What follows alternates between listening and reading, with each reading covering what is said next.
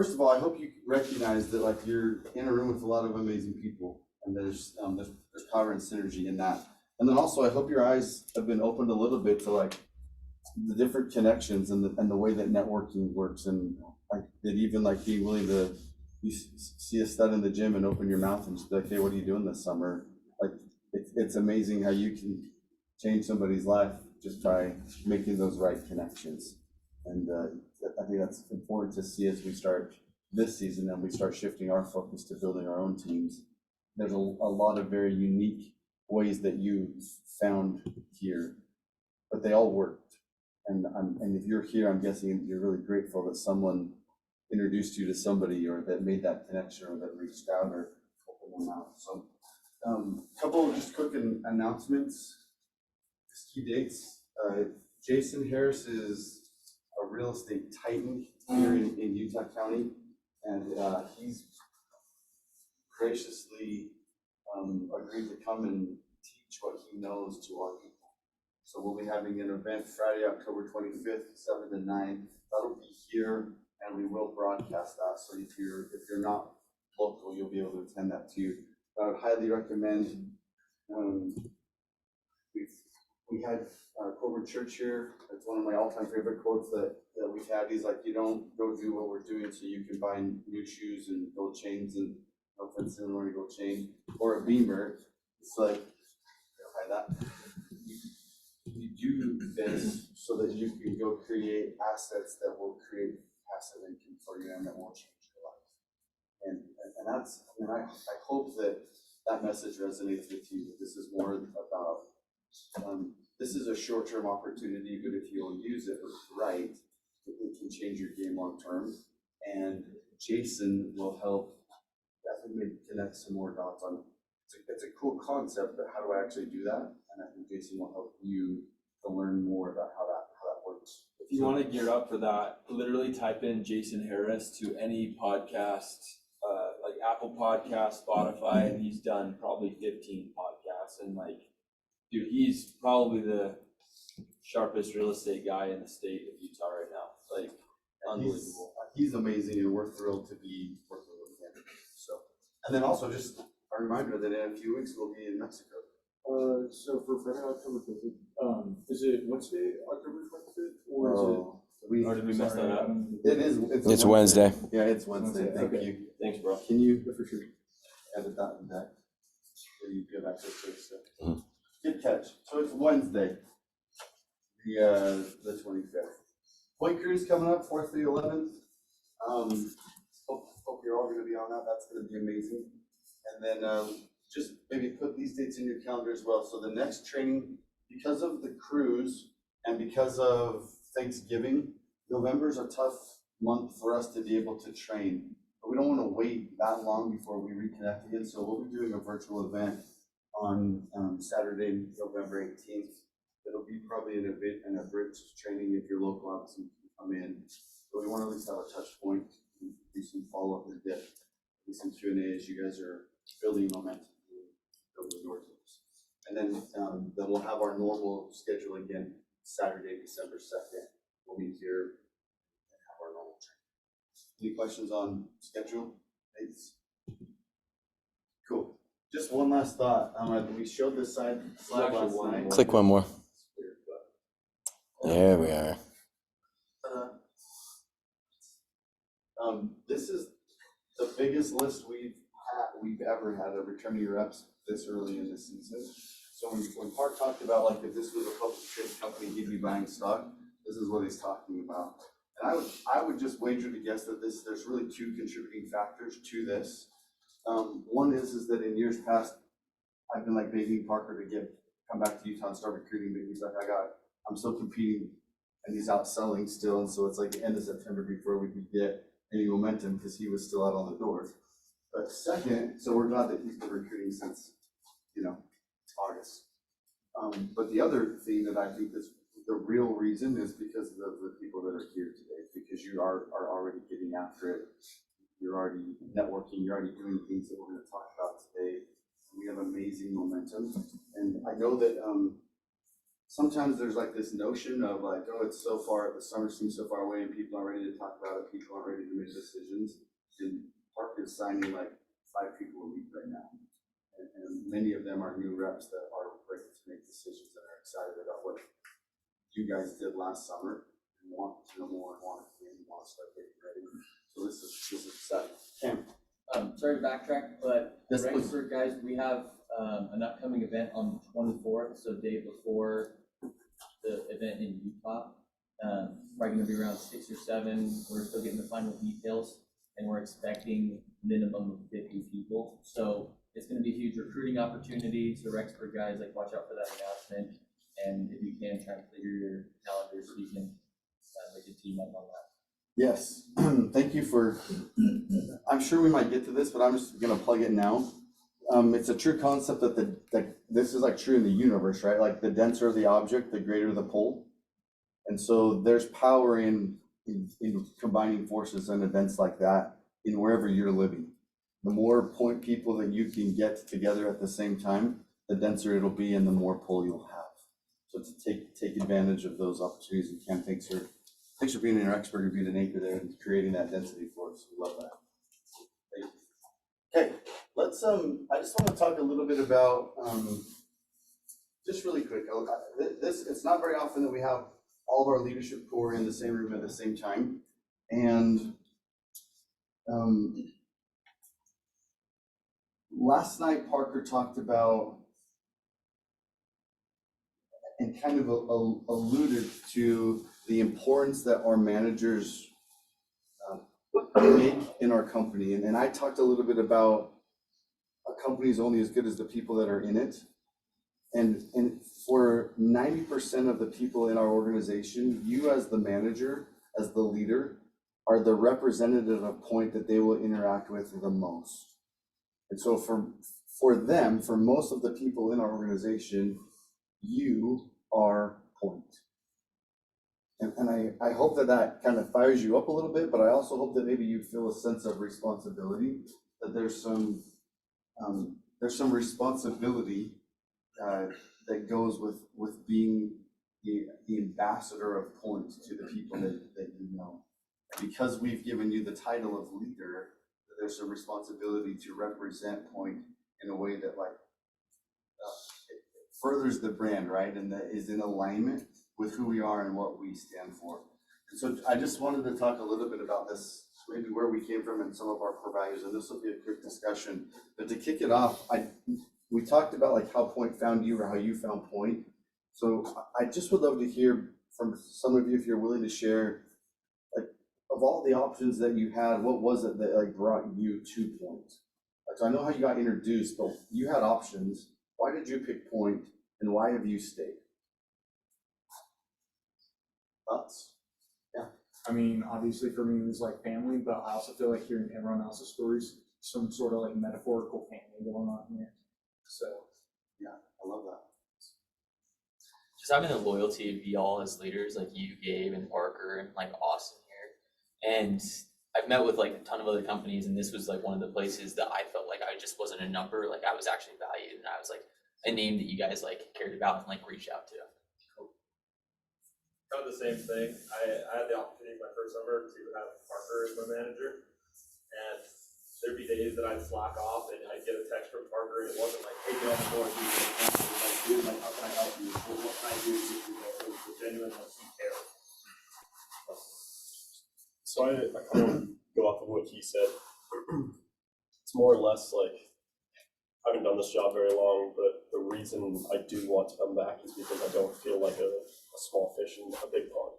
It's like Parker, Austin, all of you guys do a really good job of just making sure that all of us are taken care of. And I think in a job like this where it is so demanding, that is so incredibly important, because it's like everybody out there, it's super individual, but at the same time, like, you are only as good as the people around you. So I think that's a huge thing to point, especially just talking with other companies. I mean, it's awesome that we have a family, but one of the big reasons I love Pointe so much is the image we represent on the doors. You know, amount of accounts we have that we sustain is the highest that over a bunch of companies, because when we're on doors, we set an example. And I just feel that it's important that we do that in the door-to-door industry. We kind of just set a good example. People remember us for, positive experience in their lives. So you like the product that we represent and the way that we sell Mhm. it. I love that. I think you said it a couple of times, but it was like you're only as good as the people you're around, and I believe that. I've seen that in my life. It's definitely, I was freaking blessed last year. Went on the cruise with these guys, and being there and meeting all the big dogs and meeting everyone. I was like, it literally felt like this, like I fit in here. Like these are the guys who are really strong in areas that I'm not, but I wanted, and they've got things figured out on levels way higher than mine. And I was like, they gotta know something. Like they know something that I don't know right now, but I want that. So it's like I want what they have. It's like, how are you gonna get there if you don't? You're not taking financial advice from someone who's broke. So it's like they're rich in the ways that I want to be rich. So I just want to be a student. Love that. To piggyback off of that, I just feel like with this group, there's focus and maturity of personal development. It's not a flashy thing. It's how you work hard and work hard and do surrender that people that are here for the same reasons. It's just refreshing. Love that. This company. Yeah, we already know, man. It's your father-in-law. We know. I'm kidding. I think the reason I've stayed with Pointe is because they have integrity. I remember training with Parker Gabe. Kind of when I looked into other companies, but he was just like, I'm never going to promise somebody they're going to make 6 figures. Like, that's up to you. Like, you can work your butt off, but I'm not going to promise that. And so, Pointe has integrity. I love that. Thank you. I remember like my first time that I fell on with Cam. I was looking at a bunch of different companies, and like the second we started talking to Cam, he connected me to Parker pretty quick. And I think it's interesting, and I know everyone already said it, but is seeing the difference in like the person. Parker's not like flashy. He's not like, check me out, like, oh, we can do this, but he teaches to self-develop. But then what's kept me, at least, that I think makes Pointe a lot different is I'm learning like a lot every day. Like I'm still here, and like, yeah, we sell in the summer, but like we're off the doors. I feel bad for Parker sometimes, but he's kept me around because I call him all the time. We talk about real estate, we review things, and that's what I don't know. I think that's for me why I'm staying at Pointe, is because I'm learning. I'm learning how to invest. I'm learning how to do these things. I'm learning how the process of things, because people have figured it out. I mean, you guys have figured it out. So it's cool to be here and kind of second that development. Try to hop on board. I love that. Thank you for sharing. Here's what I want you to know from that. The culture that we've created didn't just happen by accident. We've been very intentional about that. I came from another company where I was a partner, and we were building something that I believed in. And then our company was purchased by a Fortune 200 company to be their in-house sales force. And when they bought us, they brought a different culture that didn't line up with my core values. And the culture quickly became, create as many accounts as you can for the least amount of money possible. And if your people don't like what we're doing, we'll just recycle them and get new ones each year. And it wasn't a program that I could believe in or represent anymore. So I left to start this business. And I'll never forget sitting in Loveport in Hauser, Idaho, in the backyard of the boards around a campfire. And we were just kind of hanging out, but I had flown up to northern Idaho for Jake and I to talk about. He had built this amazing service company, and I had this expertise in door-to-door, and Pointe had kind of gotten away from that. I'd met his team, we had kind of discussed some things, And like over that campfire, it was like, all right, we're doing this. And like, I mean, I was 40 years old and non-competed from all of my professional networks from the last like decade, and it was like I'm starting from zero scratch. But like one way or the other, like I'll be in Oregon, whether it's me or with the team, but we'll be in Oregon and we're gonna build this. And when we built it, because of the experience that I had, I'd seen like an effective example and I'd seen a less effective example. And so we were very intentional about the core values that were important to us that we wanted to build this organization around. And so, this is all of these things were discussed. And you guys are talking about why you need to making the teaching commitments. What does that mean to you as a leader? If you're making commitments to your people, that's the same as Pointe making a commitment. So it's got to be in writing, and we've got to be able to keep it. Don't make commitments that we can't keep, and if we make it, we have to deliver. Right, so when someone trusts us with their summer and they're coming because we said we're going to do X, Y, and Z, we got to deliver. That's what integrity means, right? Someone mentioned that, the integrity piece of that. So that means that's who you need to be. When we talk about win-win or no deal, there's a lot of stink on our industry because a lot of our competitors are really good at creating win-lose deals for their people. And it's not how we operate. And so we're looking to make sure, and let me give you an example of in our space sometimes what a win-lose deal would look like. So like a simple and an easy one would be, I'm going to take advantage of a relationship of someone that doesn't know better or doesn't predatory, like 18% or worse, and they don't know any better because of the relationship. Like they trust me, and so they'll sign whatever. And there's opportunities. You guys all heard, like, yeah, I just came, I didn't know, I felt good about Parker.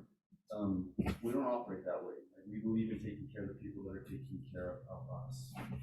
The flip side, though, is that sometimes we have reps that will come in and try to leverage Pointe and create a win-lose deal the other way, where the money that they're asking for isn't in alignment with the value that they're creating. That's also a win-lose.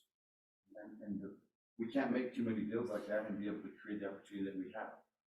So again, you'll see that in other spaces where you'll hear guys getting crazy deals.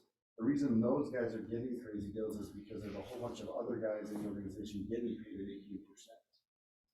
So we're pretty committed to making sure that the money is following the values that's being brought. And if we can do that uniformly across our team, then we're able to elevate the opportunity for everyone and not just the few. Another example of like a win-lose is if we have a client that's paying us to go create new long-term, at least 12-month customers for them, and we're saying or doing things that make that customer less sticky, or that sets an expectation that, because we get paid after the 4 services. So there's a high level of trust that our clients are giving to us, that they're willing to advance money to us in October and February before those 12 months of actual contract value have hit. And so there's room for some win-lose there if we are using unsavory sales practices. But the relationships, and you guys have benefited from these, that we have with our clients, every year our clients, like Frontline, like Acre, like Palisade, they want us back and they want more accounts, and so they're expanding the opportunity. And this last year, like Frontline was like, hey, we can add to the mosquito offering, and we can do termite, and we can actually increase the revenue that your reps are able to make, and we can generate income for them from auxiliary sales. We want more. That doesn't happen if we're selling in a dishonest way where they don't trust the business that we're creating for them. So as we create win-win, and we operate in that win-win mentality, it just continues to expand the pie for everybody. Does that make sense? So that's, again, one of the core values that we operate on. I mean, it was talked about, continuous improvement or personal development. We're always wanting to get better.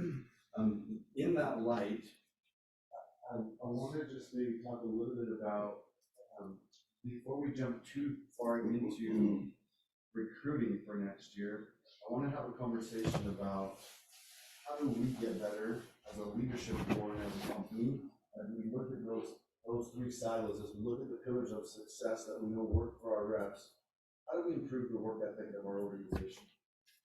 How do we improve the mindset and the attitude of our reps? And how do we improve the skill set training so that our reps are the best trained and the most effective on the coach? This is an opportunity for you guys to take a minute and maybe assess your leadership and also assess our program to see how we can improve in these areas. So we would love some open and honest feedback and some collaboration and brainstorming on how do we get better. Again, we need to be intentional about these processes. It doesn't just happen automatically. I mean, going into this last summer, I really wanted to work on both mindset and work ethic. Like, I always know that there's room for and so I started off just like reading like Can't Hurt Me by David Goggins, like trying to read a bunch of like self-help books, but then specifically on like how can I help myself up a little bit. I'm listening, I'm speaking. Yeah, and then with the work ethic thing, something I took actually from Kyron a couple years ago is he like talked about how he's like hitting the gym up so he could get some like walking in before the summer hit because there's a ton of walking. And so just trying to condition myself, my body to prepare just for long hours. And that's something I want to do in chemistry. Because again, those are the two aspects I know that I can work on by myself. And it just takes a lot of dedication before the summer. So I also encourage a lot of my reps to do that too. Like here I sent them like a bunch of free books just to get some credit for like a week. And I think that honestly helped him. He got out over the summer. He's like, who's gonna carry the boats? Like he's constantly saying, like working hard. He worked all the way till the very end, September 15th. So he carried the boat. Love that. I'm curious from of our three pillars, skill set, mindset, and work ethic, which one do you think is like the hardest? Where are we struggling at right now? Where's the most room to improve as an organization? Felix. I think so, that's it. Okay. Tell me about it. I don't know, I just think there's a lot to learn on selling, how we can better sell, better on HEB, instead of just not lay down, I'm not saying it's selling lay down, but just selling easier sales. I think there's so many people we all walk into every summer, every day, that we're like, oh my gosh, if I was just a little bit better, this one would have closed. I think if we close that gap, that turns into more rep, 100 more sales this summer. It's such an easy. Yeah. So I want to say, I agree with you that there's a lot of fruit there in elevating our training so that when our reps hit the ground running, they're ready and that they can actually close sales from the get-go. But I also would say that there's a mindset shift that needs to take place within our organization. Because there is a certain amount of, I just want to go find the low-hanging fruit. And I'm more focused on trying to find the path of least resistance than I am on actually getting better so that I can go create new sales. So if we don't have the right mindset of like, there's lots of sales out there that I'm not good enough to get yet. So instead of saying, so I'm gonna get better, the thought process is, so I'm gonna go find the easy, where are there more easy sales? And at some point, there's like, you'll spend more time, you'll waste more time trying to find the easy ones than you will if you'll just dig in and work on getting better as a sales guy. So there is room to improve 100% on the training side, but unless we embrace the right mindset, I don't think we're gonna be willing to do the work to get better as reps, because we're too busy trying to find the path. Does that make sense? So there needs to be some mindset shift there as well. What else? I think that, like, on my leaders, at least especially Cam, there's like a lot of positivity, and like obviously we hit rough areas, really other reps have run through. But Cam always managed to sell, and I had confidence in that. So if you can sell it, and I could practice in meetings specifically, like these are the companies in this area, this is what we know about them, you know, so we could like do switchovers and just like keeping a positive mindset. And there are people who are gonna work hard and. Yeah, and I love so much about what you just said. The example of a leader with the right belief, with the mind of man can conceive and believe he can achieve. And I do think that too often we allow notions, oh, someone already knocked it, there's no sales there. It's just 100% not true. Like literally not true. But again, if we're focused on, I just need to path of least resistance, and we're leaving hundreds of accounts on the table, again, so the mindset will drive the skill set and the work ethic. And so I think that there's room for us to check our own beliefs and our own notions, and also see how are those affecting how hard I'm working, not just on the doors, but also to become a better rep. Other thoughts? I think one of the things we can work on too with the skill set is our contract value. Yes. I don't know if we can brainstorm these different strategies. I know it's raw mindset too, and I definitely understand the contract value, but there's a lot in the industry selling down dollar contracts. And I don't know if we can go at it selling different, how we sell the contract differently and get those PVs up. But that's going to make us a lot of money. I don't know how it translates with cancellation, but maybe brainstorming some different ways. Here's what I would say on contract, like, just being candidly, as an owner of a pest control company and as the person that interacts with our clients at a business level, we're not looking for $1,000 contracts. We know from industry data that there is a direct correlation with stickiness, and if you're charging that high, your charge rate is your client. It's so easy to switch over $1,000 contract, so there's a lot of hype in that number. But from a business standpoint and from an actual earnings standpoint, there's a lot of shininess that's not real. What I will say, if you look last night at the top average contract value per office, and you look at the average of the office, there's a huge amount of room for us to improve what we're doing. Reps that are selling high volume really getting attention.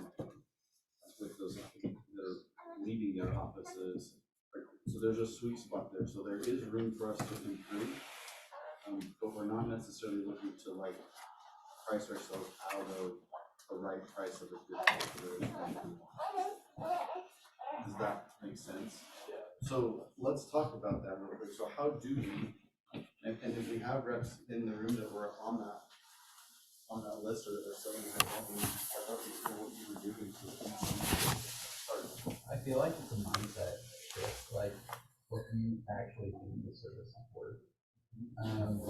I was lucky enough to have Kayla as my manager my first year, and she flat out told me, I was like, how do you have such a high contract? She just said, so that's just what the service is. I've seen it, I price it, I pay for that. Yeah, I'm just curious about how many of you feel like most reps go to like, oh, this is the lowest common denominator, so that's just what I'm going to say. That's what's that happening. Do we need to make an adjustment on our rate cards? Because there's a balancing act, right? We want you to have the flexibility to be able to price. We want to fish with the widest net possible. What that means is that you have to have the discipline to be able to price appropriately and not lowball every single person who talks. And like with the rate cards, it's nice having like the lowest ball. But I think one thing that I do a lot for myself is I set myself a low standard that's higher than what the rate card I can go. Just because like whenever I do the lowest value, it like hurts me.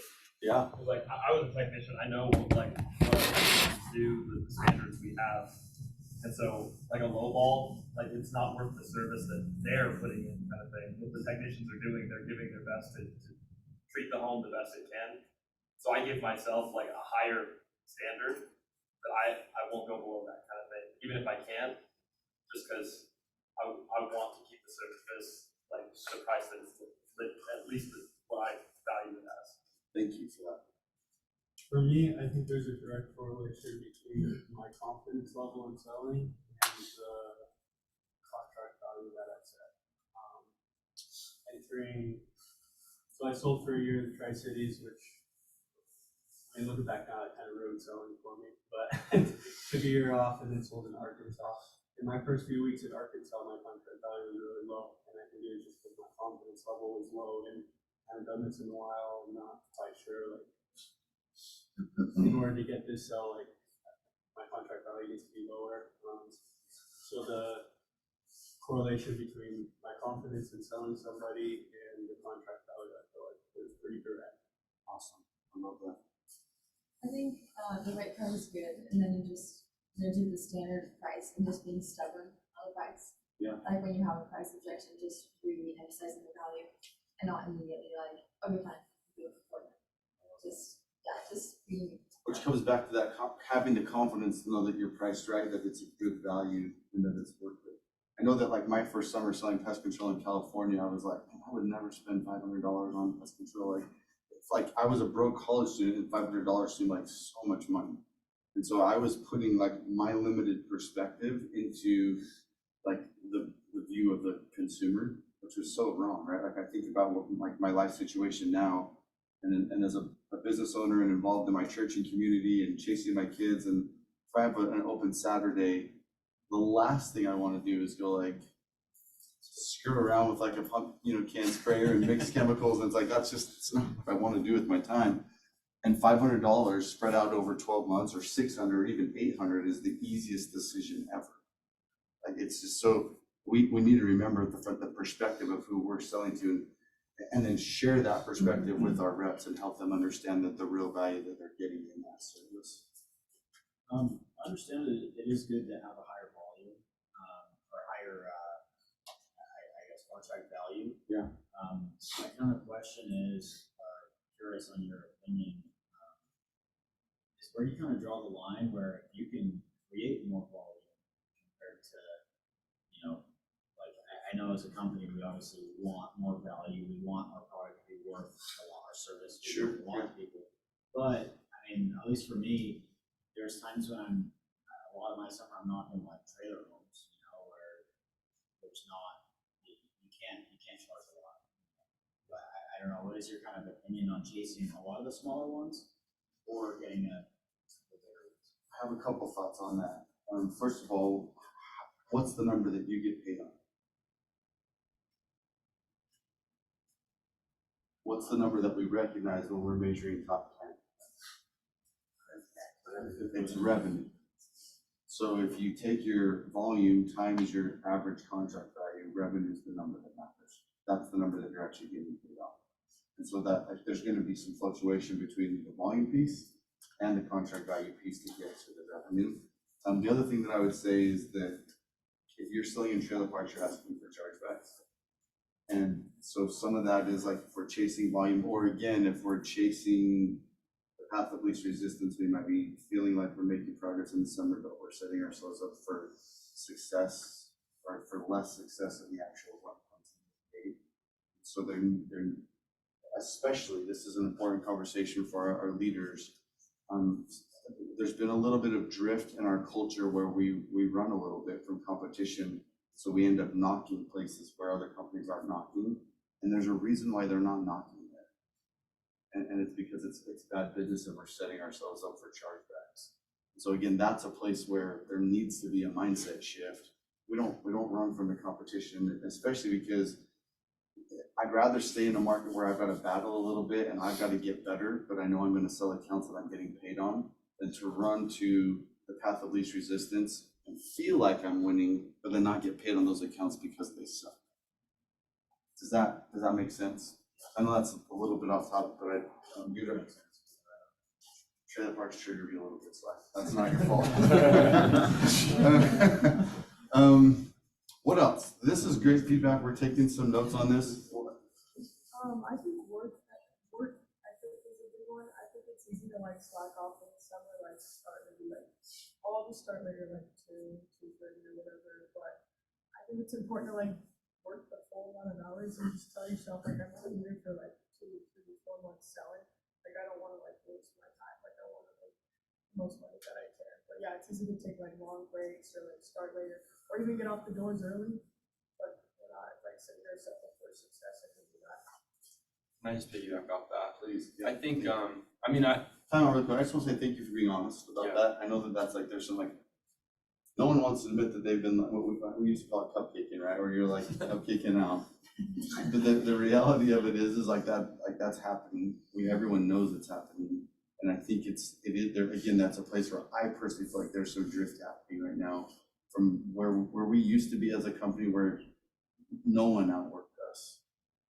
There's like, now we've got like, we start a little bit, we just like little by little, we've been getting later, and like, it's like normal to like hang out in the office and eat lunch together, and then we're still taking a bio break before prime time, and the next thing you know, it's like, by the time you've had all your breaks and you've gone to the bathroom and driven out the area, you're only getting like 6 hours of actual knocking time.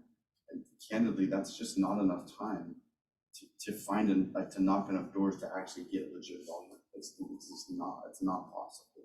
So you're 100% wrong.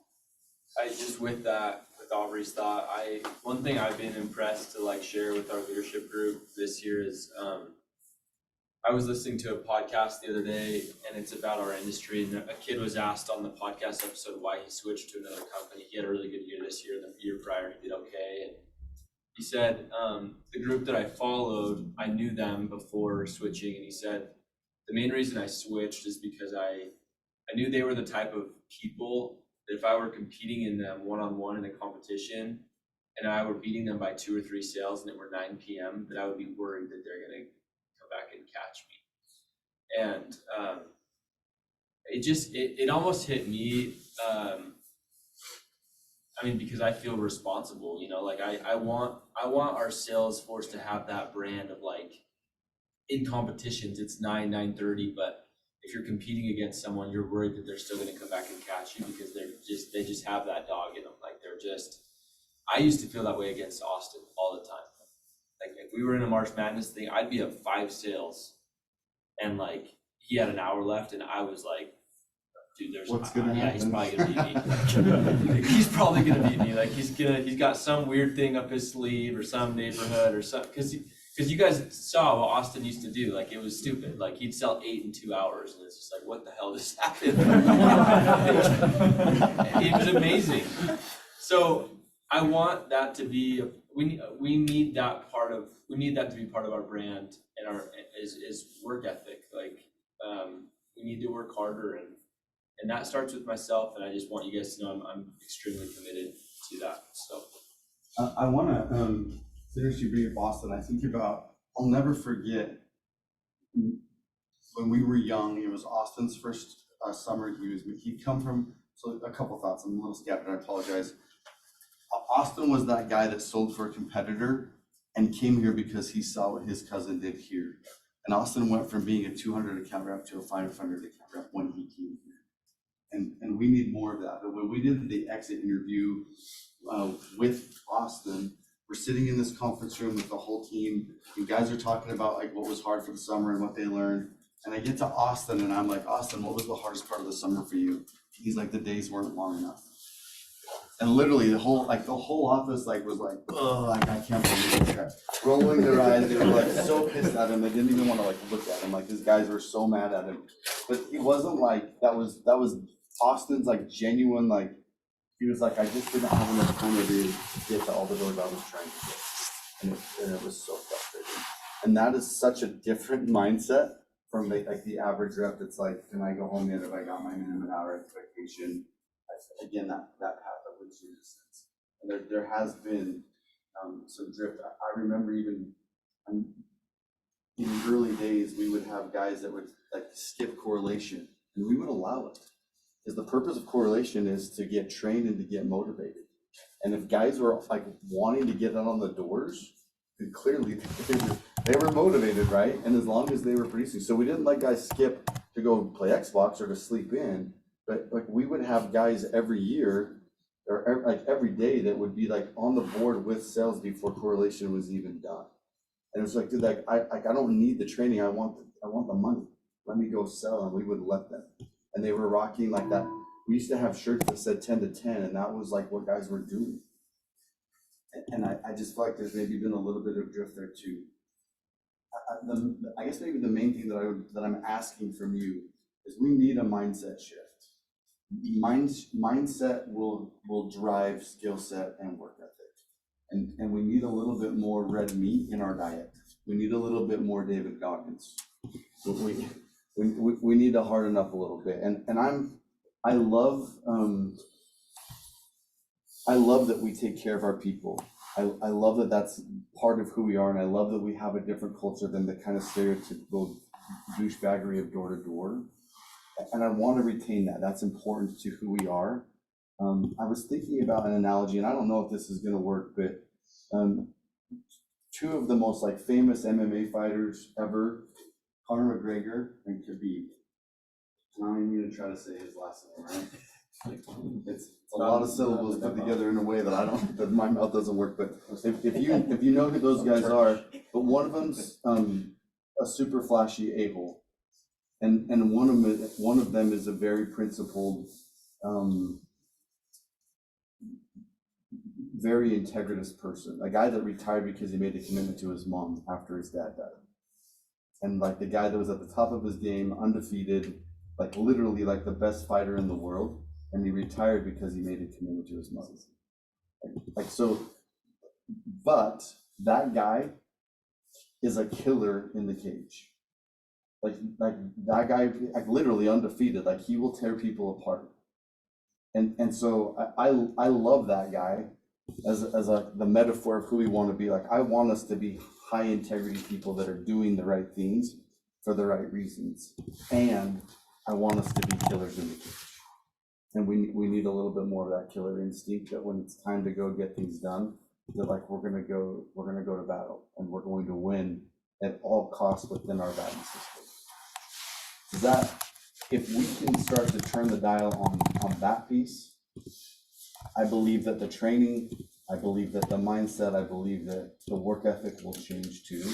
But right now we're leaving thousands of accounts on the table because we've gotten a little bit soft, so we need to cultivate our edge a little bit more. I believe that will make, and so there's lots of specific things that we can do in all of these areas, and there's levers that we can pull. But the biggest piece that I think will make the biggest difference this year is for us to cultivate that edge. Ken? Something I have on my team is just called the infinity mindset.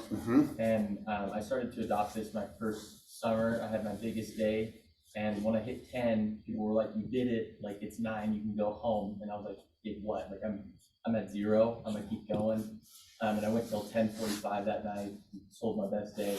But ever since then, I realized that when people are like, "You did it," I'm like, "It's 3 p.m. Like you didn't do anything yet. You have till a couple more hours." So just like seeing it as an infinity perspective rather than a number. Like just go until your legs give out, go until your Segway dies, throw it in a bush and keep going. Like there's just the excuse side of it is like I did great today rather than I gave my best today, like I did that all. So the infinity mindset is something that I think we can start to learn. I think we're a little guilty of painting the end zone at the 50-yard line. I think that as a company and as individuals, we're capable of accomplishing way more than we're giving ourselves credit for. And if we'll start expecting more from ourselves, I think we're going to see, you'll see those results follow. So this has been a healthy discussion. We're going to keep talking about it, of course. Appreciate your feedback, and again, just want you to know that we're committed to getting better. And if you have feedback for us, we want to talk about it. We want to see how we can improve and elevate all of you. I maybe would just add that, like, you know, how does this manifest in actual rubber meets the road? If on Saturday evening as the manager, you're more worried about like where you're going to dinner than you are about like, are we hitting our goals? And are my guys like finishing this week strong? Then we're focused on the wrong thing. We've drifted, right? If we're more interested in like what our competitors' Instagram page looks like than we are about like, are we selling as many as they are? Then we've drifted. Like we're focused on the wrong things. And so there's a shift that needs to happen to like laser-like focus on the result, on driving the actual thing that will put money in our people's pockets and in yours. Like that's ultimately like a focus on the result. And I know that we're out like in the moment, outcome is what we preach, right? We focus on the inputs that will lead to the outcome. But if we're focused on things that aren't even related to the outcome, then we've drifted. Does that help? Okay, with that, I've talked long enough today, we'll take it off to Parker and, actually, should we take? Yeah, let's take a quick break. Let's take a 5-minute. Hey, quick, just can I say something as we break? Yeah, Just something about the shirts. Then we'll come back. We had the shirts in the back. If you didn't get one, grab one. But I just realized that we did get a women's version of that shirt. And they were kind of mixed in and it was hard to tell the difference. So just in case, make sure you grab the right gender for what you want. The way you know the men's, it's not going to say it on the tag, but there's this section at the bottom that's sewn on. It's longer. That means it's men's. So just make sure you have a men's if you're a man, and if you. The ladies' shirts for the ladies, not the mateys. Let's go. Yeah, there are. So the ladies' shirts are on the couch, and the men's are on the table. If you need to switch yours out, go ahead and switch it out. Hey, we'll start in like 5-10 minutes. Teach a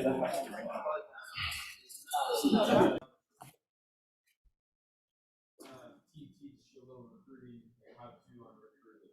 So we'll be done today by 11:30.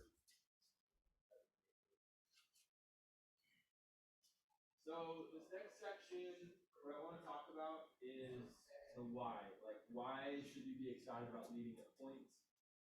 What are the reasons why you're here on a Saturday morning, sacrificing your Saturday?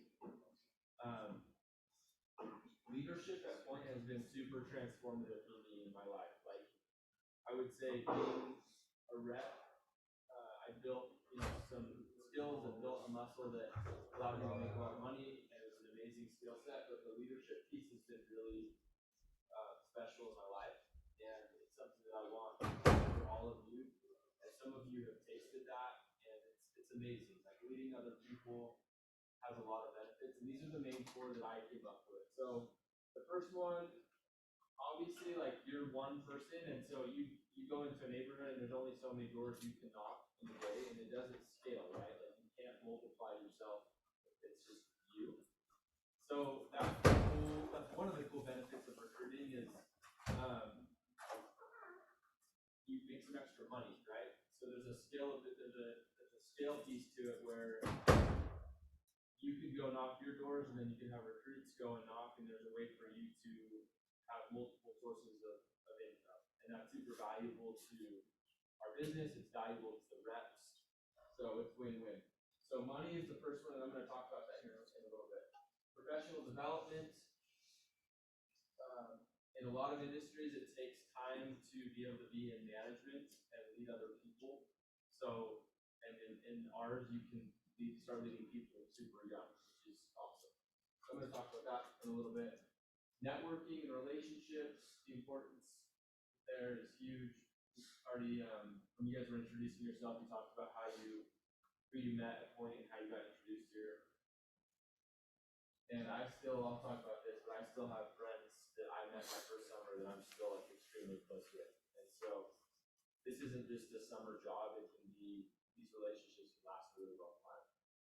And then helping others is important benefit. So the earning opportunity, let's just talk about that real quick. So I'm gonna guess that maybe 20 reps this summer earned 6 figures in our company. I don't have like hard data on that, but that's what I'm gonna guess is about 20 individuals in our company made 100 grand or more. And I'm gonna guess, I don't know, maybe 18 of those were managers. With management comes some earning opportunity, and there's a lot of responsibility that comes with it, but there's a pretty proven path to go and make 6 figures if you're managing and you take on that kind of responsibility. Team lead pay is awesome. Obviously, with us, a team lead, your role is to recruit and sell a ton and bring friends and recruit, but you're kind of more just emotionally supporting someone. You don't have to worry about doing all of the above, and like totally the above stops your person. But the earning opportunity, these are averages again. But yeah, this formula of like personal sales plus overrides is an amazing way to make incredible income. And then just this last thought, massive income plus investing money when you're young is an amazing recipe for wealth. That's what I talked about in that personal development training a week or 2 ago. If you haven't watched that, that's what we talked about for the hour or 2 that we were together that night, is this idea that investing young is powerful because money compounds. And so the earlier you can get into leadership and make really good money with us, the more money you'll have to start to invest young, and that's an amazing recipe for putting some money away and creating wealth in your life. So this is the first thing I wanted to touch on, is just the money piece of leadership.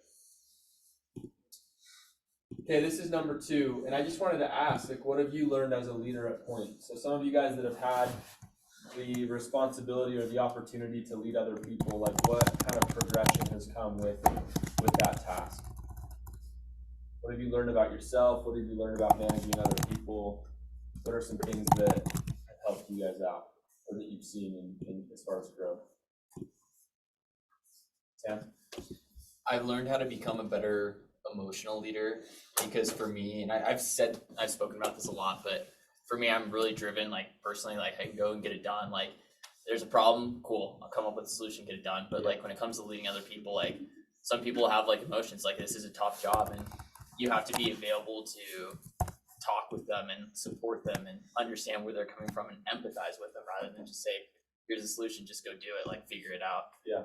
And so that's something that I definitely have learned and grown from, just, being better at being available. Yeah. In a lot of ways, like the emotional piece to this, the emotional leadership is an amazing skill to develop. And again, a lot of people, if you go the normal route and you go to school and then you kind of like work your way up in a company, you might be in your 30s or 40s before you have an opportunity to manage like a group of people.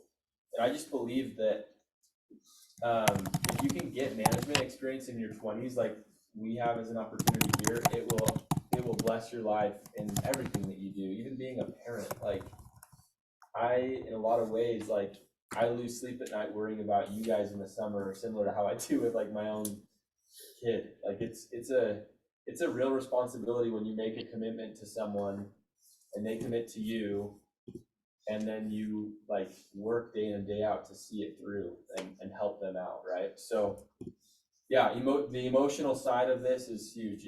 This job is an absolute roller coaster, and it takes a lot to stay with someone through the highs and the lows, for sure. So what else? What other things have you guys learned? Maybe some people that have led teams, as far as just like personal development. Yeah. I know for me, like when I was a rookie and like a team lead, like, and like the whole reason I even stayed here was just like the examples I had. And I feel like something I've learned at least is that there's a great deal of pressure to be the example. And I think it's a good thing because it drives me to be better every day and like to be more empathetic, or to work harder, or to kill notions, different things like that. It's just, be an example. Yeah. There is an added pressure in leadership to make sales happen. Like if you're just a rep and you're plugging into someone else's team and you have a 0 day, it's like, well, that sucked. Like, that was a terrible day, but like, it didn't really impact other people, right? Like, no one else really even noticed. Probably I'll show up at correlation and sit in the back tomorrow, and we'll be all right. But when you're leading, like, all eyes are on you, and there is a pressure that comes with that, which is why I believe if you want to sell more accounts, recruit some friends, because there's a pressure. Like, pressure is a privilege, and I literally started selling more accounts just when I felt like, man, I can't cut corners, I can't coach because there's other people that are looking up to me. And there's some major development in that is forced by choosing to be a leader, So yeah, I like that thought. Anything else? Maybe one or two other thoughts, just ways that you guys feel like you've progressed as leaders here at Pointe. Anything else? Yeah. I don't know, I feel like when when you have the opportunity to teach, when you have the opportunity to like answer questions, I feel like your depth of the skill goes way up. Like when I had to practice, or when I was practicing with people beforehand and out there, you like master it. Yeah. I don't know, I just kind of can't school. Yeah, if you want to learn, if if you want to become a master of something, learn how to teach it, like 100%. That's, I mean, I think a lot of us would say that about like the gospel. When you're a missionary and you have to teach other people principles, like all of a sudden you become more comfortable with those concepts and they become more real to you, right? I think I share this every year, but like I learned my mission language on my mission, but then when I came home, I worked at the MTC and I taught Bulgarian to people, and I literally, like to this day, speak Bulgarian better than I did even on my mission because I learned how to teach it. Like I had to go like read, like why, what is conjugation, and like why do I have to, like a lot of times with sales, like with the pitch and stuff, we just do it because our manager told us to do it, right? We don't dive into the why super in depth. But then when you have recruits and you have to teach them and they're like, well, why do we do a name drop? And why do you engage the customer? And why do we do what we do? You have to go deeper, and then you yourself develop and you become a master. And so that's a powerful thing. And again, all these are benefits and blessings that come with just choosing to go out on a ledge and be responsible and be in charge of other individuals. So it's pretty cool. Anything else? Yeah. Don't mean to go twice, but like another thing is like the vision that I've been able to have. Like my first year, I remember creating a list. I said, to be able to survive 1 year, I need $20,000 to be able to buy, a car, pay for my rent, food, everything. And since that, I'm like, man, $20,000, that's not enough. Like my vision for what I can earn and my potential has completely 10x because of this job. Mm-hmm. And like even a 6-figure, $100,000, income a year is like low now, which is nuts because 5 years ago I would have been saying that's perfect. That's all I need to be happy. And like it doesn't, money's not what brings happiness, but like knowing that I have more that I can give as well as earn because of my skill set and my dedication to the job is really cool. Having that vision. Love it. Cool. Third benefit to being a leader at Pointe is the networking and relationships piece. So this is like a really common thing, but like it's not what you know, but who you know. And who you know is always going to be a very powerful thing. A lot of very successful people, millionaires and billionaires, at some point they met someone that changed their life. There were always just people that like helped them get to the next level. And also like the word family's been used in here a bunch today, and like I love that. I love that we are growing and that we have goals to grow, but that we also we still feel like a family.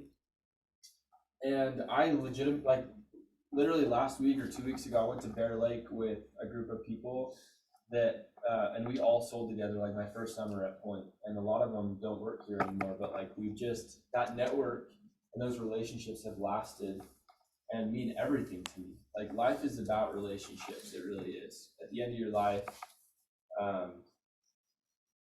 it really is what will matter. And what a cool way with this job to go and as a young person just meet a bunch of friends, right? Like it forces networking, it forces building relationships. Like you're literally moving to a random place in the country, living with a bunch of people that you don't know super well, and you're learning to get along with them. I think it's a really a pretty cool thing. So this is a huge thing. Networking and relationships are huge. There's not a lot of wealthy people in the world that are like, in their basement, not out meeting people. So learn, if you're not comfortable with this, like just put yourself out there and learn to be comfortable with networking. Go and sign up for intramural sports, or go to clubs, or just figure some ways out to go and get out there and meet people would be a big invitation I have. And we'll get into that when we start talking about recruiting. Last thing I just wanted to talk about is helping others. So I really love this quote. Parker, will you read this quote? Yeah. You can have everything in life you want if you will just help enough. If you will just help enough other people get what they want. So I just like this. I like the strategy and like the angle here. And I believe this principle big time. Like this job shouldn't ever feel like a selfish endeavor, especially once you start to get into leadership. If you help enough people hit their goals, you will make money. Like you will make a ton of money, you will grow a ton, you will make amazing relationships. Like all of those other three things that I just mentioned will come if you will focus on adding value to other people. Like literally pray about them, do everything you can to just help people grow and develop and hit their goals. And then good things will come your way. Like that's just how this thing works. And so I know our industry, sorry, go ahead. Yeah, that's the right thing to do.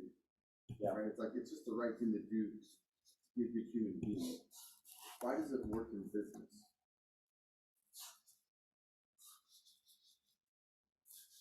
Mark just said it just works, but why does that work? Any thoughts? Adam and Carter. I just feel like it works because whenever people see you trying to help them, it creates a good image for what you represent. So in this case, if you're trying to help other people, they're gonna correlate that with what you already stand for, and that's just gonna create a good brand image in general. Yeah. Carter? The only growth happens when you're not like in a comfortable place. So I feel like the reason it happens in business a lot is because you can't be in a comfortable place ever. Yeah. And so like just naturally it puts you in a place to be successful, and when you put other people there too, you all grow. Yeah, I like that. Both those answers are right on. I want you to frame this in. You'll hear me say this a lot. Money follows value. So if you have people that are trying to get somewhere or to accomplish something, and because of your leadership and your expertise, and because you've taken the time to genuinely care enough about them to help them get there, that's where the value is created. And as sure as the sun will come up every morning, the money follows the value. So get passionate about helping other people. That's where you create value. And that's true in business, but that's true in your family, it's true in the church, it's true in any endeavor you're in. Get passionate about becoming a person of value, that wherever you go, you're lifting people, you're building, you're elevating, you're creating value. I like it. Okay. Last thing I wanted to cover here is, I don't want to spend a ton of time on this today, but this is obviously our first leadership training of the year, and I want you to use, with these 4, I guess, benefits to leadership in mind, I want you guys, this is your homework, and I want you to do this, and then I want you, whoever your senior manager is that that you work with, I want you to do this, and then I want you to kind of have a conversation, like a huddle, a one-on-one conversation with them. So if you're a leader in here and you have recruits, like other leaders that are in here, I want this to be something that we do as a group. So everyone in here, we can send this there, and will you send this in, we'll send this on Slack. On Slack? Yep, and Yep. then, so basically this is it's the 4 benefits, and it's just got some questions under it. So the first question is, how much do I want to make on my personal production this next summer? How do I want, I think this is wrong, but how much do I want to make in overrides? How much do I want to set aside for investments this year? So very money focused, right? Number 2, personal development. Who do I want to be in 1 year from now? Who do I want this to turn me into? What weaknesses would I like to strengthen this year doing this job? How can I develop? Where are my blind spots, right? Like, we all have blind spots. What blind spots do I have? What weaknesses do I have? And how can I use this job as a vehicle to improve those and develop?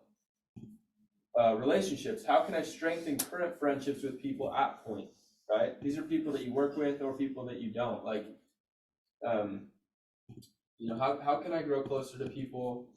How can I develop new friendships? And then the last one, help others.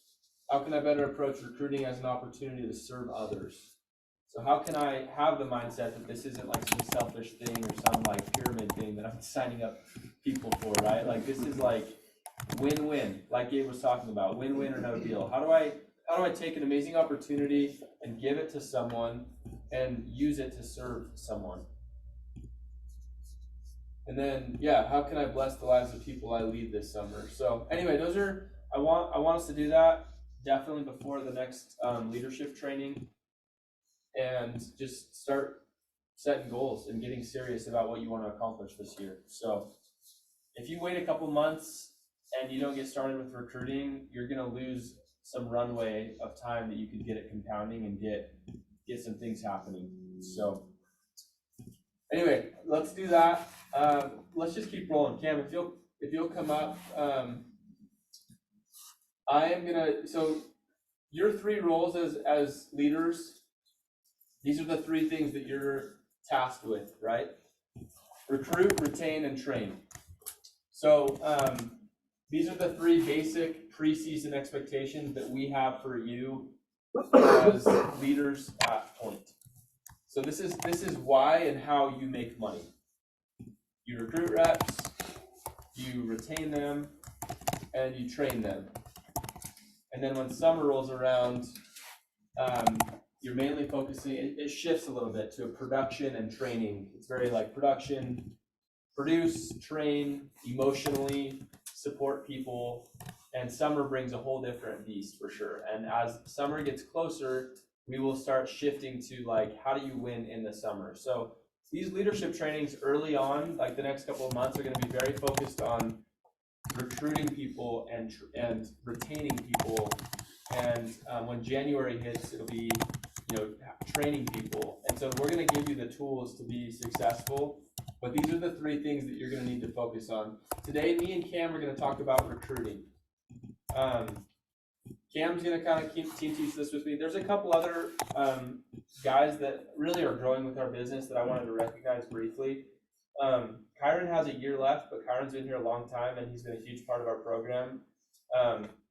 There are 4 other names that really are kind of here, hopefully, to stay for a while, and I wanted to recognize their names. And we're going to empower some people this year and let them run some recruiting meetings. And I can only be, again, in one place at one time, and we're going to put our money where our mouth is with the scale thing, and we want to grow. And so Parker Ilson, Cam Cheney, Tanner Dinning, and Carter Northrup, we've asked them to step up this year and to help lean into recruiting meetings and help us scale out our program. And so some of these guys are going to start to be involved in some of these leadership trainings because they are qualified to do so. So let's give that group a hand.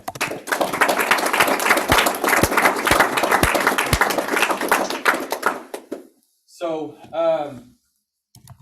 okay, let's do it. So we're going to get into recruiting. And let's see, Cam, I'll take this side, you can take the next one. So we're going to talk about the how-to of recruiting. So recruiting is a very step-by-step process, just like the doors are, right? So when you showed up for summer, or when you showed up for training last year, there was an approach to how to sell a pest control account. Recruiting, although it's a relationship game, and Cam's going to talk about that on the next slide, we want you to still feel like it's like A plus B equals C, right? C being success, and A and B are like the formula for how to go and get that success.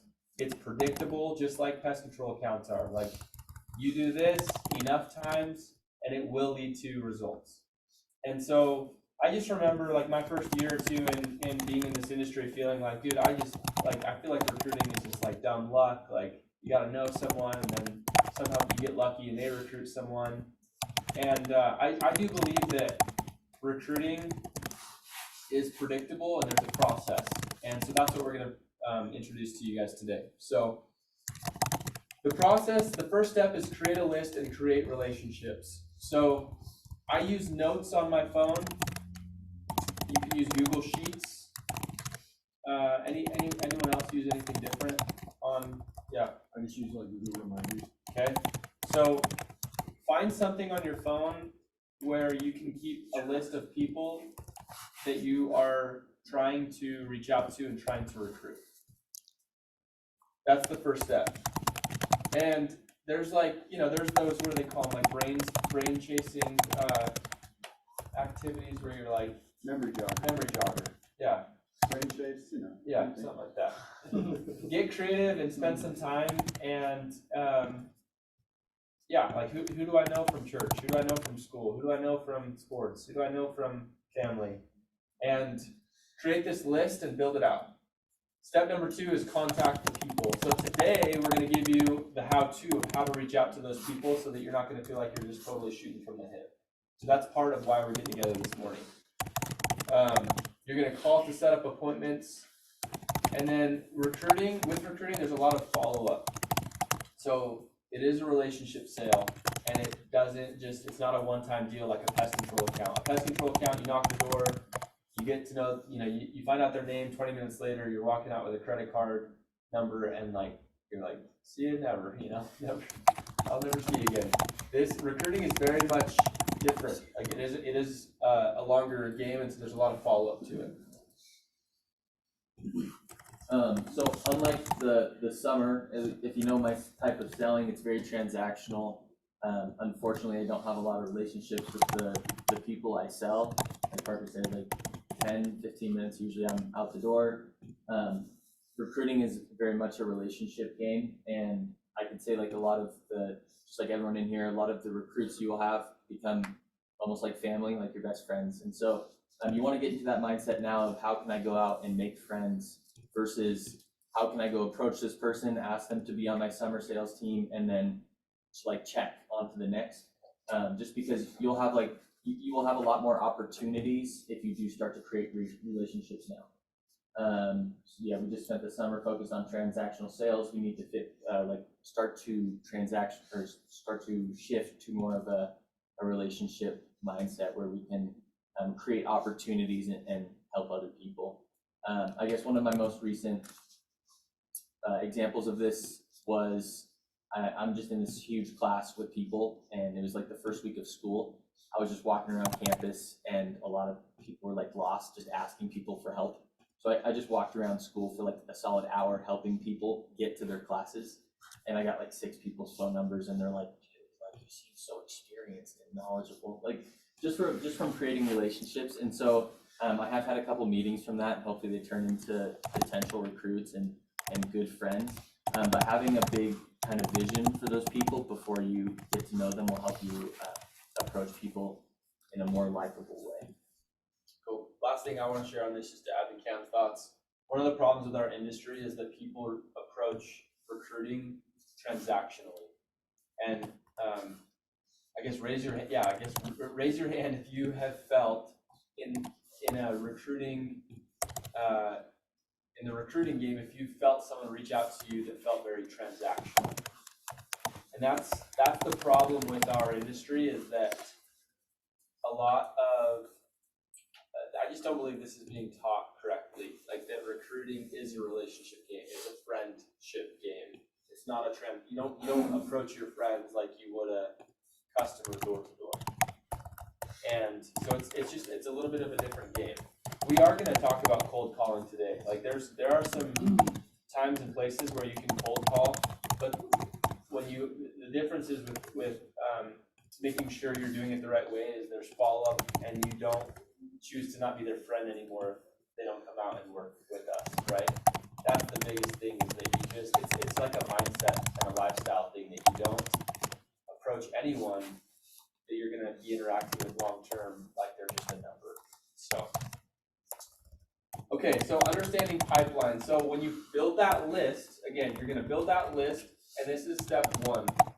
So pipeline, I like to think of it in terms of a big funnel, right? And the pipeline is like the top part where you're just trying to add as many names in there as you possibly can. And this is where you start. So you're gonna work through this, but the biggest thing, like I would get aggressive and err on the side of like anyone and everyone to start, like at the top of the funnel. So start with the pipeline. That's step number one. So there's 3 different types of, I guess, groups that you'll have that you'll categorize people into. And you'll like quickly recognize which one they fall into.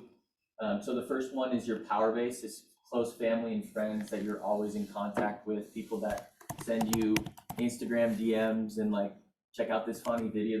Those are your close family and friends, or people that you work with closely.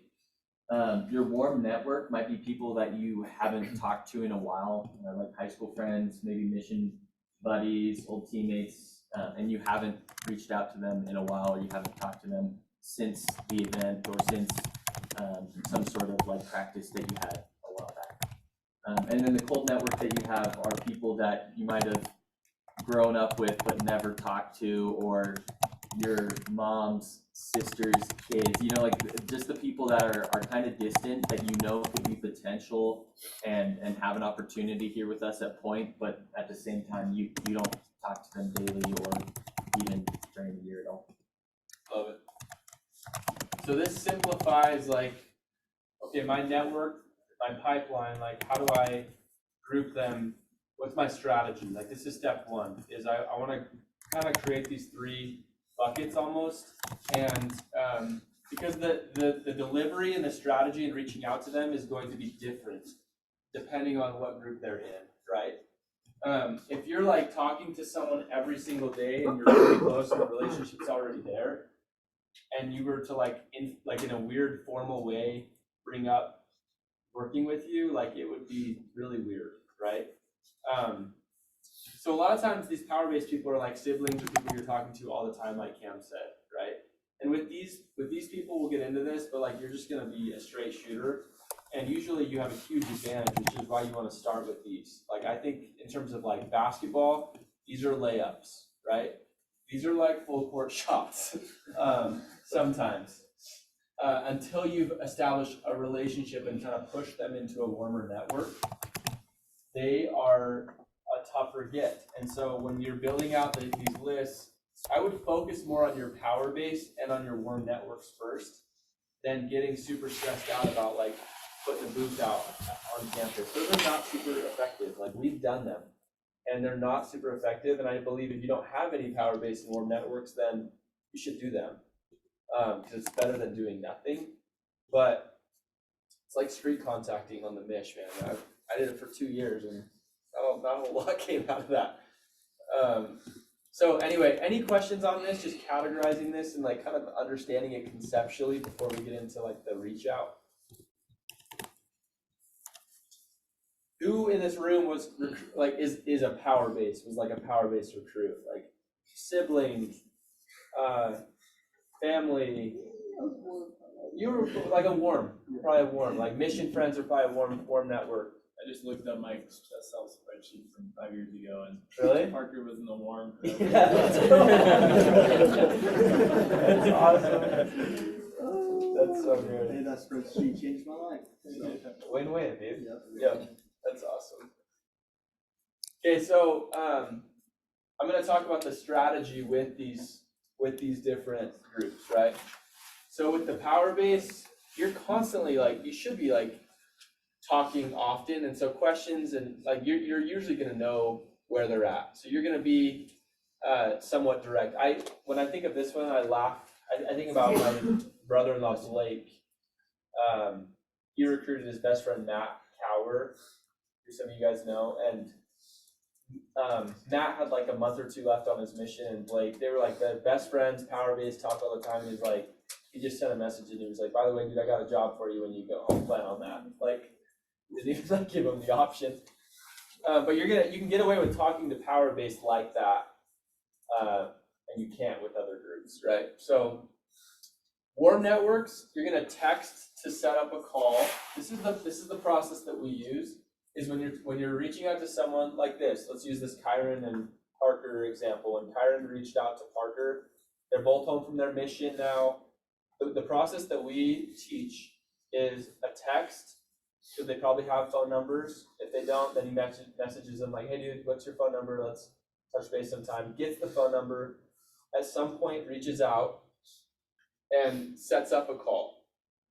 And we'll get into like the wording on this, but that's the strategies. You text to set up a call, and then on the phone call, that's where you talk to them to set up the meeting.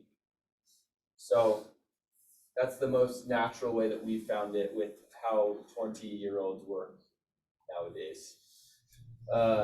Let them know immediately you are calling because of an opportunity. So one thing that, especially with warm networks, again, this is people that you're good buds with. It would feel slimy to them almost if you don't just bring it up right away. Again, we've all had the interaction where like someone spent 15 minutes talking to us, and then right at the end you found out like there was an agenda the whole time, and it just feels somewhat slimy. And so we teach that you text to set up a call, and you tell them you're going to be in the text, you tell them you're going to be talking about an opportunity, and then when you get on the call, you tell them, why you're wanting to connect. And then after you catch up, right? Like you follow up with being a friend and make sure that they know how much you love them and that you want to hang out soon, either regardless of where they were at on their interest. Yeah, so small talk after that intro, and then invite to meet up. So one important thing on this, like how on the doors we talk about closing. So the close in the summer might be, cool, are you going to be here the next day or two, or do mornings or evenings work for you?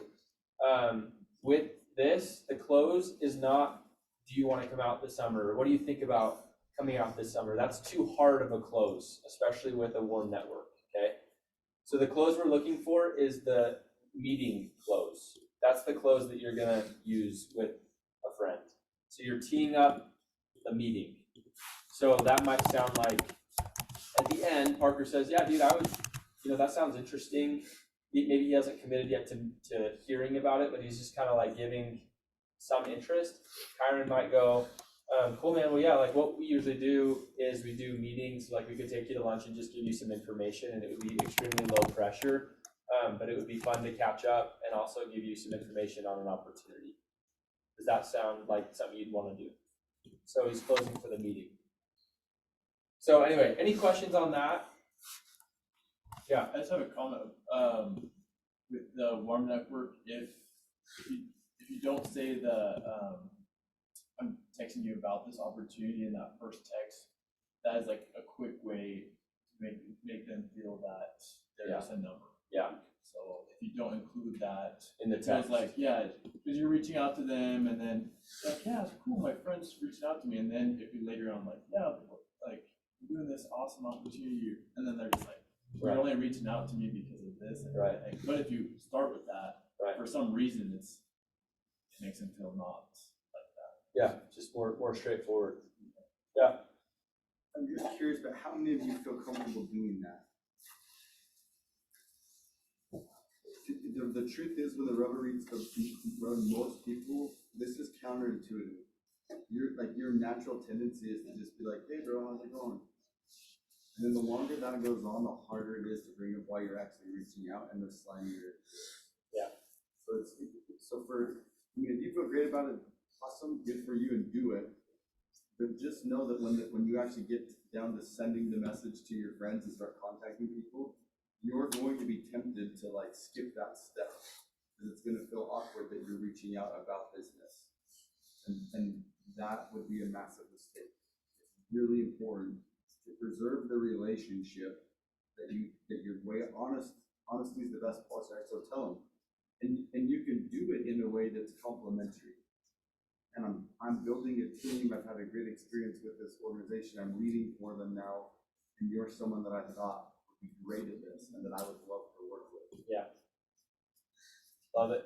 And what's cool about the warm network is it can actually increase your relationship with that person, or as Parker was saying, if you're not upfront and like what Kyron said, if you're not upfront and honest right away, it can kind of lead them to be like, oh, okay, I don't really want to talk to this guy anymore.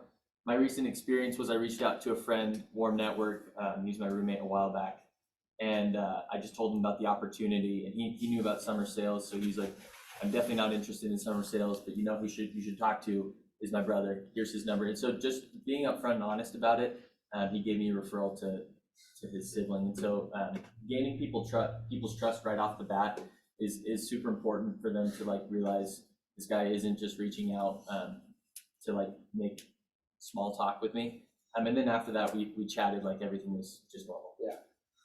Yep.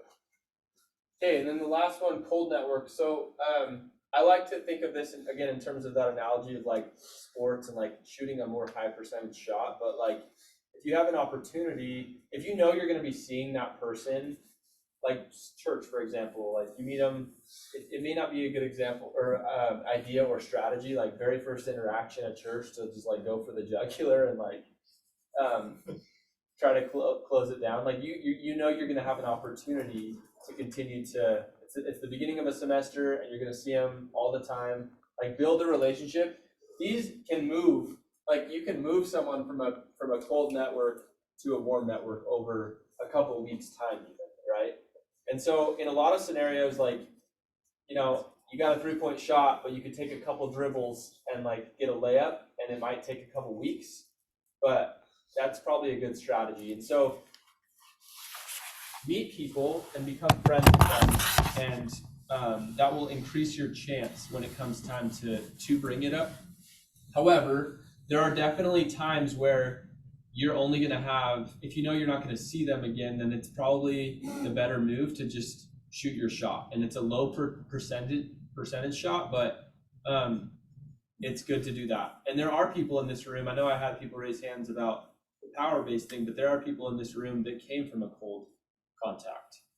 And so I would say shoot your shot. There definitely are people that have come from that, but if you have the chance, you should try to progress them into more of a relationship.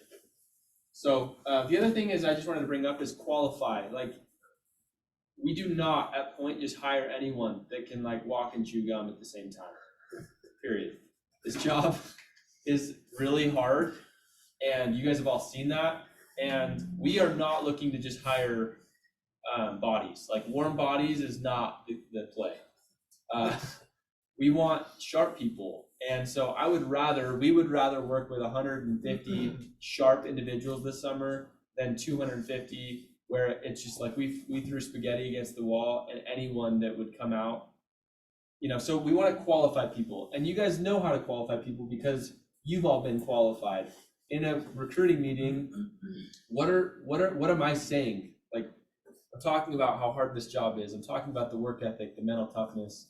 That's what it takes to do well at this job. And I am going to do my best to qualify your friends, but I would say use those 3 pillars: work ethic, mental toughness, and skill set. And if you feel like they have those, then we want to meet with them. So Hey, can I? Yeah. Sorry, I know we're probably taking a while to leave it to, but this is another place where we're talking about being killers in the cage. Yeah. Like, we really need to qualify. It's not a win-win to bring somebody out that's not built for this. Yeah. And it's not good for them. It's not good for you. It's not good for us. Like nobody wins by not qualifying a rep and then bringing them out anyway. 100%. Yep, it would be better to just focus on your own sales and get out, and you'll also sleep a lot better. Yeah. So, okay, let's move on. So this is, Cam, I'll let you take this slide. So this is just a recruiting sheet.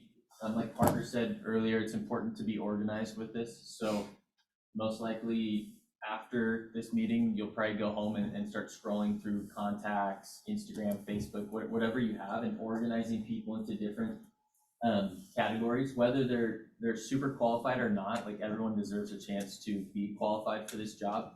And there's been people, I will say, in my life that have actually been on my team and have like really impressed me. And I'm like, I don't know if this person is 100% qualified for this job. And Parker's like, they're qualified. And then they just blow my mind. So this sheet is really important because it can help you track and stay organized with the people that you're trying to qualify and find. And so you need to have weekly huddles with your people if you are a senior manager. So I know last week the Savages, Sam and Derek and I, we all kind of met up, talked about how I or your senior manager can help be a part of the recruiting process and help be a part of making friendships with people. There's like nothing better than when, let's just say, Sam introduces a friend to Pointe and someone comes up and says, "Hey, I'm Cam, nice to meet you, like, what's your name?" It's just a good welcoming feeling rather than Sam walking around with a guy all day and not getting any attention or getting introduced to the people that he might work with. So have weekly huddles with your people. It's really important, and that's what we plan activities to help those people as well. And then in this sheet, whether, like I said, you're using Sheets or this Excel spreadsheet, you need to have a power-based warm network and cold network. And based on your knowledge of those people, put them in those categories, and then, like we're going to teach you, reach out to them accordingly, and you'll see good things happen. Cool.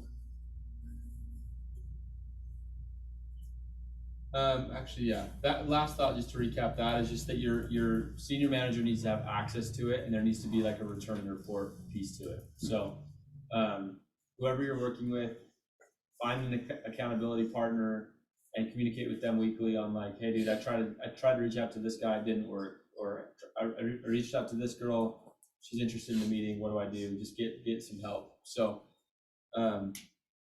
accessibility from whoever you're working with is big. Okay, so this is the process. So text to set up a call, and this is if you have to hit up a cold contact, or if it's kind of a I guess let's call it a warm or less warm network. So this is one where it's not super natural, right? Like it feels like you're having to reach out over text.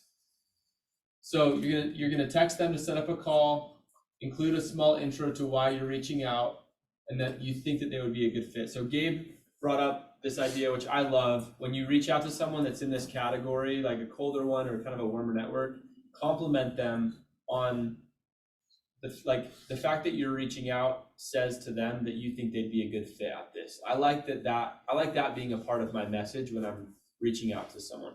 So if you served a mission with them, or if you worked with them in the past, or you played sports with them, or you just grew up with them and you know kind of like their approach to life, I like that to be a part of it. So, reach out to the person, tell them why you're reaching out, tell them that you had an awesome opportunity with the company, that you're growing, and you're looking for people to work with, and they came to your mind because you think that they would be a really good fit because of their history, because of who they are. And then again, the close on the text is to set up a call. So that's the process on that. And then, it says at the end, ask if you could give a call to talk about the opportunity and reconnect. So this is like literally, this is Austin reaching out to someone that just got home from a mission that he grew up with. Sends this text, exactly crafting it the way that I just said, and the person hits him back and says, "Hey, Austin, I'd love to chat." This guy ended up coming out. Who was this again? Was this Bryson, or no? This was like I don't even remember. But he sold like 2 or 3 years and did awesome. So anyway, any questions on that process, or like the wording of that message? Yeah. Okay, what about the people who are like, you are friends with them, you haven't talked to them in a while, but like you've already seen them and already talked to them about, like, ask them how their summer was, they already know that you did sales. Yeah.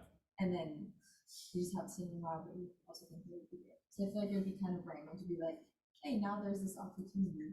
Yeah. There was before. Yeah. So your question is like, I've already had some like small interactions since summer, or since like we've kind of caught up, or like, surface we, like, level. talks every couple of weeks. Like,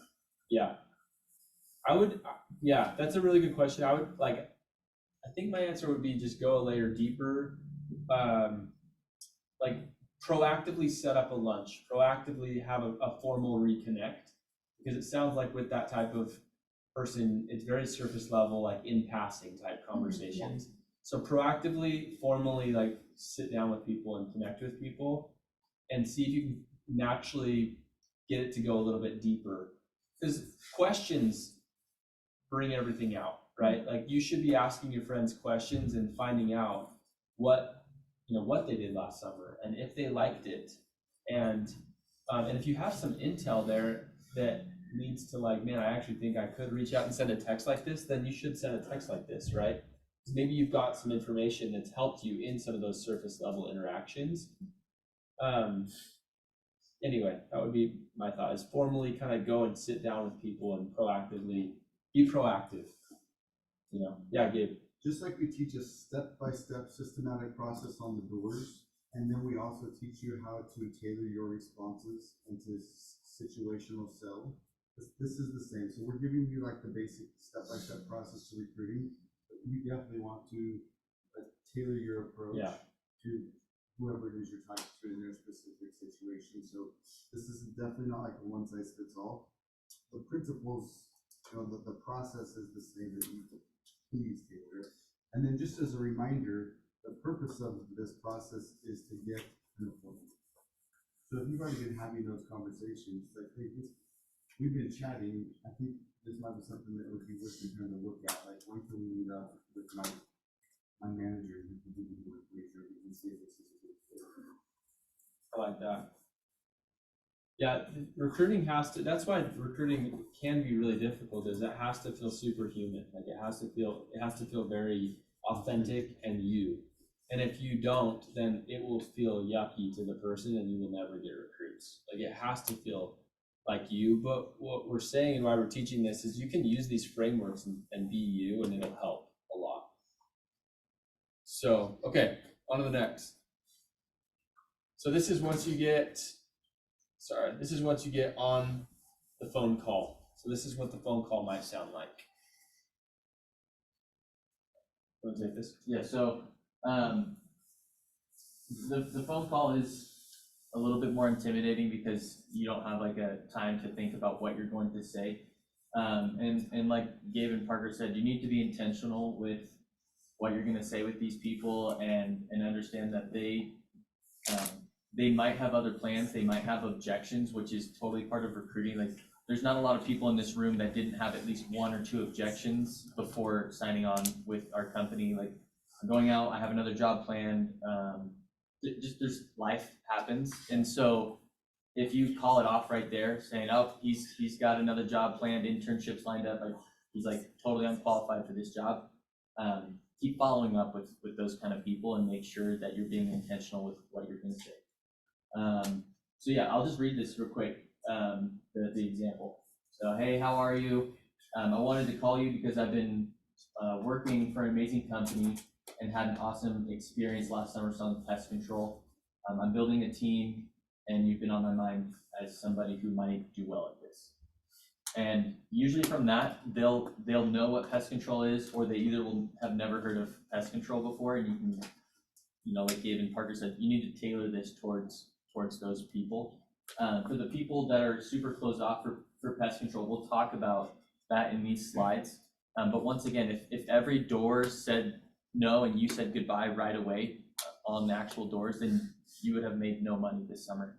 And so you all know how to go through objections a couple times. And there's still people I'm reaching out to after my 3rd summer of selling that I'm still seeing as qualified people, and I'm still not taking no for an answer because I know they would be amazing at this job. So be persistent, but also understand that these people do have lives. Yeah, the skills that you learned on the doors, like they will translate when it comes to, and again, it is a relationship sale, but it's a similar feel, right? Like there has to be empathy, like, I have an internship I'm looking at. I'm a freshman. I don't even know what I'm doing it with my career, but I'm really high on, on internships. Like that's an objection you'll get a lot, right? And if I'm you and reaching out to someone and that's the response I get, like what's the response to that? Let's talk about it. Empathy, tailored response, close. Like what are we saying to that kid, to that girl? I'm looking at internships. This is the 90% of people when they're young and right off a mission or whatever. It's, I don't know what I'm doing. I'm looking at internships. I might go do this for my dad or my mom. I'm still feeling it out. I'm indecisive. What do we say to that person? Hey, it's awesome that you're looking forward in life. We all need to have an idea of where we're going. In all honesty, summer sales might not be the case for you, but in case you aren't able to get an internship, it wouldn't hurt to have a backup Options. plan. And it's just a meeting. We're just gonna get to know you a little bit. You don't have to commit to anything serious. Does that sound fair? Love it. Yeah. Good. Play the info sesh card. I do that all the time. Like, it's just an info sesh. Like, I'm sure knowledge wouldn't hurt you about what we do. And then like, oh, cool, just info. And it's great. Love that. Like, an options, the tailored response there is, it's awesome to have options. Yeah. This is just an info session. We're not asking for a commitment. Like, we just want to give you some options. That, you should set that meeting up 80-90% of the time, right? Like, there's literally no commitment from that person. Luke?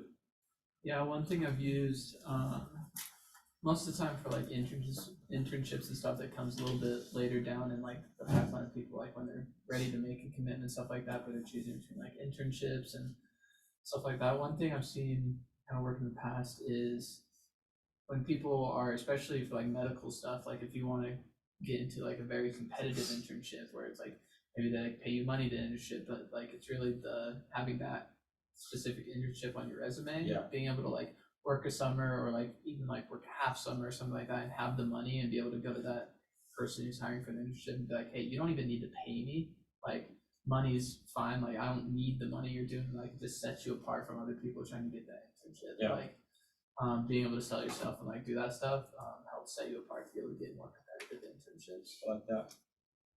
Luke's been killing it, actually. I want to highlight Luke. We signed a guy a couple days ago that was a cold contact. Why don't you tell that story real quick? Yeah, I was at school, I was sitting in, helping out in a sales class at SUU, and there's just a kid I sat next to, I happened to sit next to in the class, and he was an RM, he got home like 2 months ago from his mission. He's a freshman, still trying to figure out like, I don't know what to do, but I'm really drawn to like business, like I'm passionate about it. I was like, just talk to him about sales, like we're in a sales class, so it was really easy to bring it up. And I didn't, like I wanted to still like qualify him, so I barely known the kid. So I invited him to Parker's real estate thing. We're in Cedar, so we just zoomed in with a group of guys who have been doing sales, and I didn't even hit him up after that, but then he DM'd me after the thing. He's like, hey, I want to learn more about like what you guys are doing. And so it was like, I was like, okay, like this kid's interested, like let's just sign him. Sweet. Yeah. Proactive.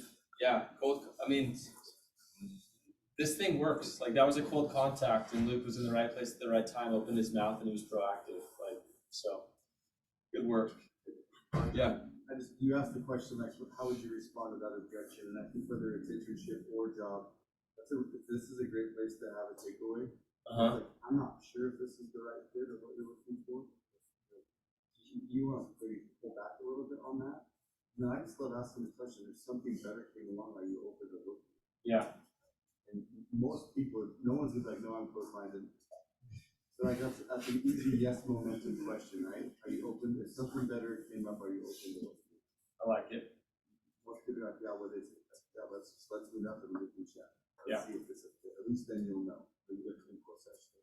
So that, I think that question sets up the info session very well. I like it. Okay, keep rolling. So I guess Cam already took this slide, but this would have helped you a lot, dude.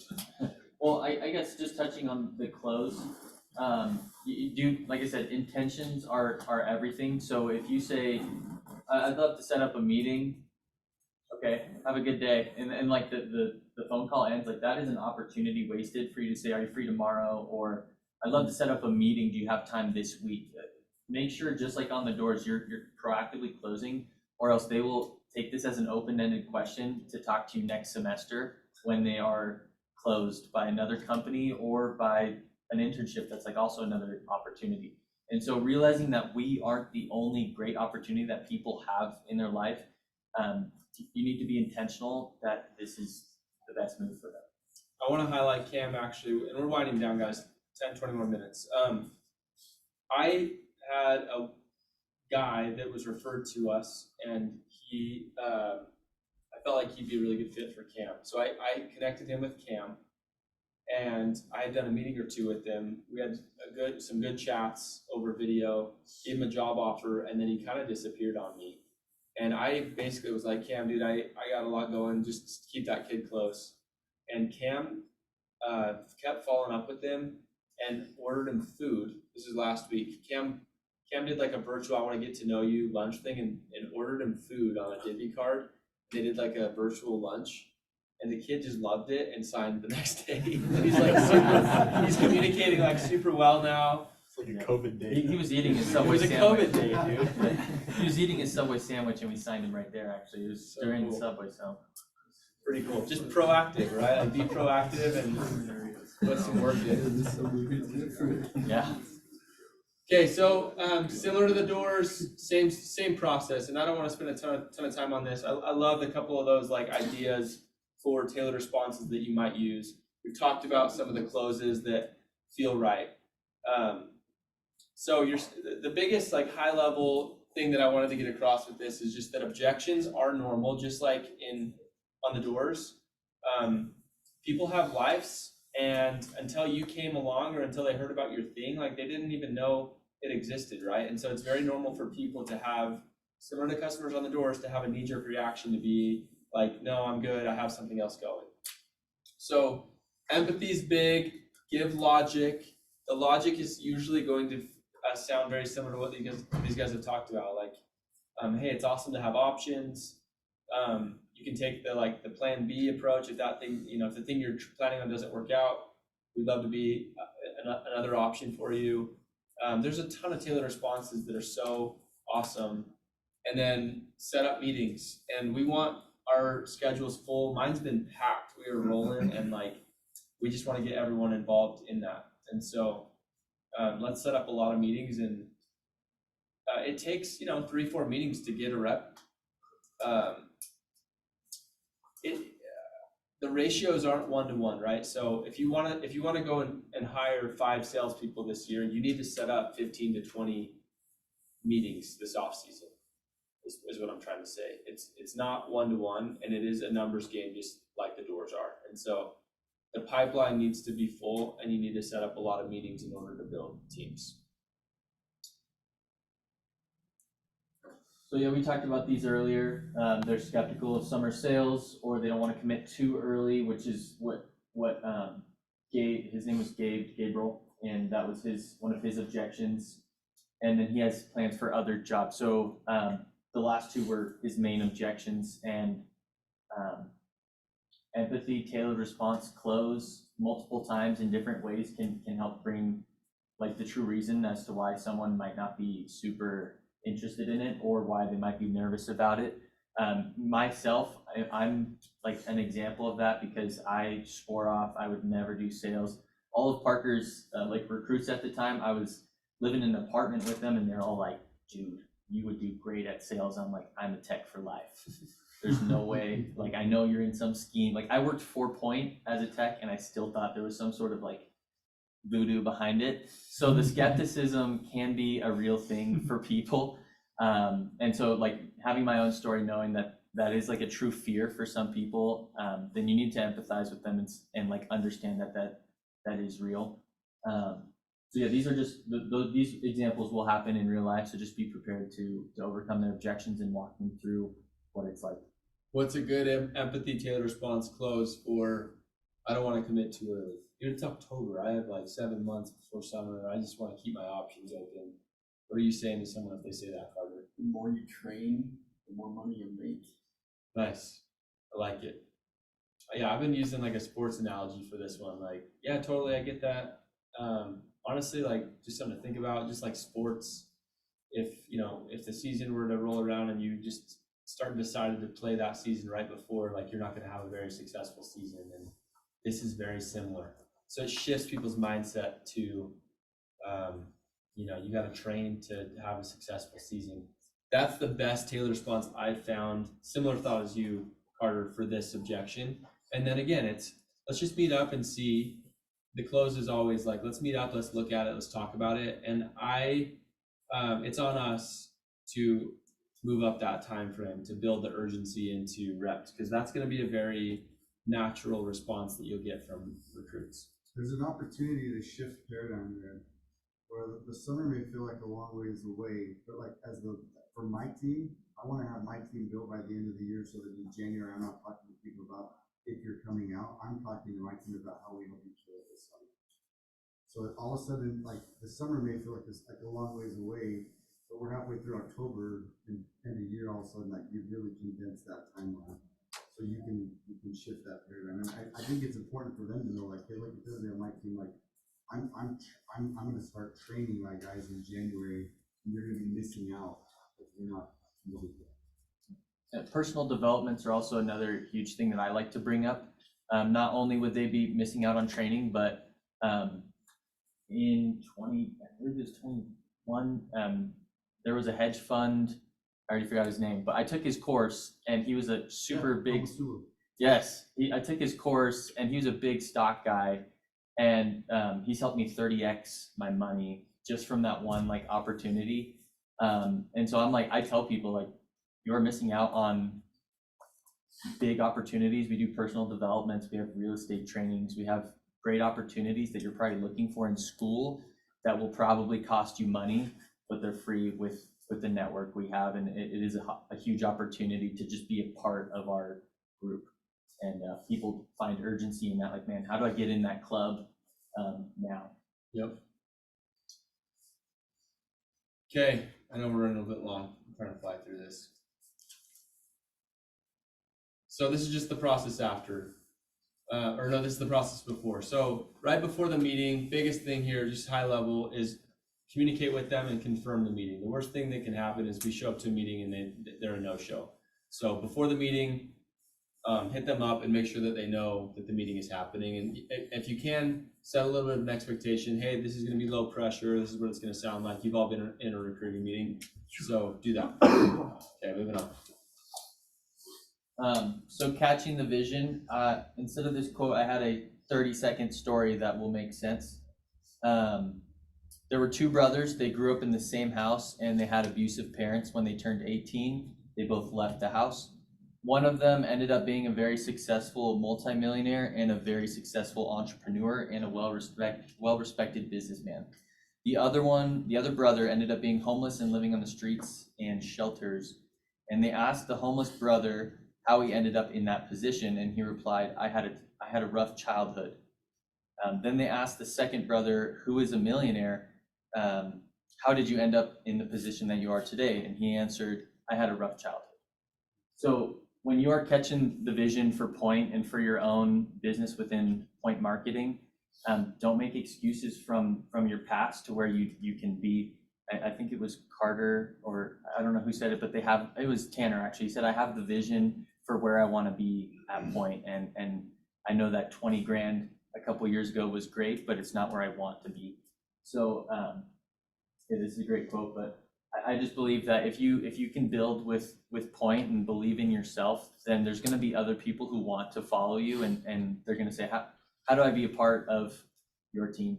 And so that was the same case for Parker. I talked to all of his recruits when I was his tech, and they say, yeah, we just follow Parker around wherever he goes. We just follow him, because I'm like, wait, can I like jump on the train and follow him too? So believe in yourself and yet catch the vision of where you want to be. Okay, we're gonna skip some slides. I'm gonna turn it back over to Gabe to close us out. Some of the stuff we'll cover next time. We're running long. Yeah, that's good. That's perfect. Okay. I love what Cam just said about focusing on your business. You guys know you had your own business? Is that a surprise to anyone? I hope not. So most of you know we were here for like 15 years as we built Pointe Marketing, and about a year and a half ago, my family and I moved to Northwest Arkansas, which is where Walmart is headquartered out of. And candidly, like living out here, I've never been a massive fan of Walmart, but being in Walmart's backyard, I've become a huge fan of Sam Walton. I've been to, they have a museum in Bentonville where like it's dedicated to Sam. I learned some things that I didn't know. Sam started Walmart. The very first Walmart was like a 5 and dime franchise. It was like lots of people like had the same kind of like little like grocery store outlet franchise. And he took that to becoming the largest retailer in the world. I mean, it's literally like every single person in America that owned a store had the same opportunity Sam had.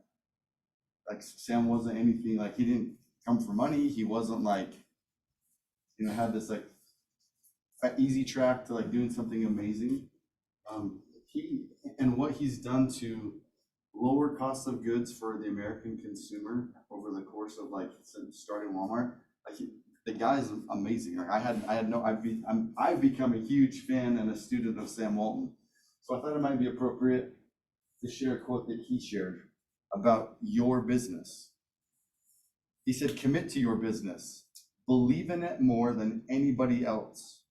If you love your work, you'll be out there every day, trying to do it the best you possibly can. And pretty soon, everybody around you will catch the passion from you like a fever." And I shared a little bit about that moment in the Borg's backyard, sitting around a campfire where, you know, it was, in the moment, my life was really good. Like as an entrepreneur, I just had sold a business to a Fortune 200 company, and they were pouring money into our business, and things were really stable, and it was easy to be comfortable. And when we took that leap of faith to go start something new from scratch, I don't think I've ever been more hungry or more motivated in my life. And I'm grateful that I had a wife that was like, "Okay, I trust you. Like, let's start over from scratch and let us do that." But there's something about like that passion that Sam's talking about, like that fire. Like I know what that feels like, and I hope that you can catch that fire. That this will become more than just like a summer job that you do seasonally to get through school. Like, and I get that for many of you, this isn't the long-term career, but if you'll do this right, it will set a path for you forever that will change your game. And there's no reason. I mean, Park and I were talking about, and if you go Google franchises and you look at how much you would have to invest and how much work you would have to create, and how much revenue you would have to drive to have $100,000 profit, it's ridiculous how much work and how much capital would be tied up in that kind of an opportunity. And yet you're sitting on your own personal business where it's 100% realistic and very probable that you'll go make $100,000 this year in your business if you'll treat this the right way. So I hope you'll take some ownership. I hope that you'll expand your mind as to what's possible, and that you'll be working on your business every day. And it starts with implementing the process that you learned today. It's as simple as like, you know, right now, like your job is to sell summer jobs to students. And it's awesome because like you get to change people's lives like yours have been changed by giving them this opportunity. That's a product that you should be fired up about selling. And it should be an easy pitch because you've proved it.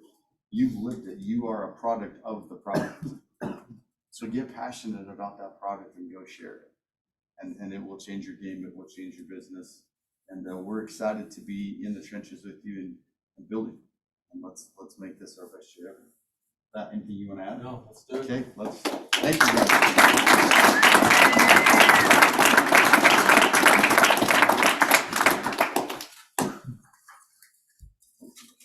If you didn't grab a shirt and a backpack, there's a button.